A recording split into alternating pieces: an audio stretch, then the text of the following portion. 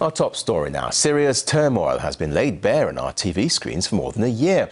But some networks are being accused of affecting rather than reflecting the conflict. BiffiSyrien reports now on how there's more to the coverage on the Qatari-owned Al Jazeera TV channel than meets the eye. Clashes in the streets of Syria have been raging for a year now, but behind the scenes there is a media war that's just as damaging as the one taking Syrian lives. Rafik Lotf, freelance investigative journalist from Damascus, says he's found what he thinks is proof of media manipulation of the conflict in Syria. In this video from the Syrian town of Homs, the camera focuses on the city's oil refinery. The shooting begins 7 hours before media viewers around the world see a pipeline explosion allegedly caused by Assad's army bombardment. You can clearly see that something is slowly burning in the distance. When the smoke has thickened, English speakers correct the camera's position for a better shot of what's going on.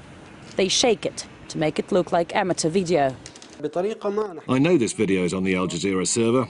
It's clear it's not an explosion, but they ignore that and keep on reporting it the way they need to see it. In another video from a hospital in Homs, someone behind camera talks to a doctor. In the corner, we see little Nakham. When you are on air, you should tell Bashar God will punish you and then talk about his wife, okay? Let's rehearsal again. After some 30 minutes of waiting, the crew starts to get nervous. Let's call Al Arabiya, maybe. For how long can we wait? No, we need Al Jazeera. While live on Al Jazeera eventually, the girl will forget some details. God punish you, Bashar, and your children. In this footage, we see Danny, a Homs activist known for his exclusive reports from the very epicenter of the conflict. He's preparing to go live on CNN, and there is no shooting until he asks for it. What shall I say? Tell them there are some buildings collapsed and we're taking bodies away. You say there could be as many as 200 dead just in the last hour or two? We have 200 dead in the last 3 hours. In the first half an hour, we've got 40 dead. In the first half an hour.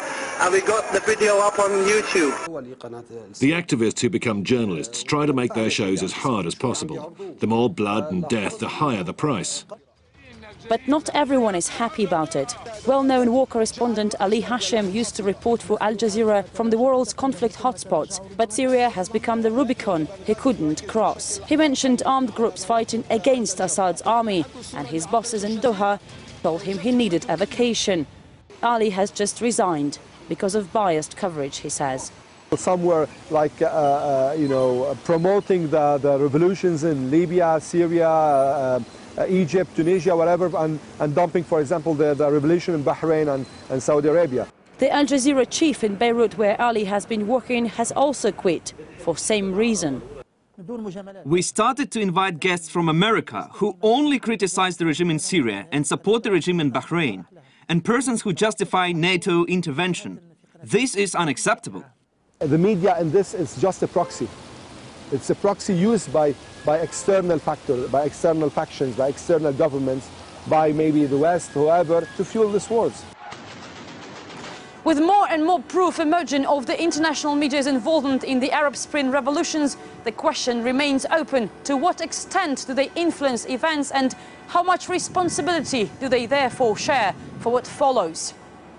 BiffiSyrien, RT, Beirut, Lebanon.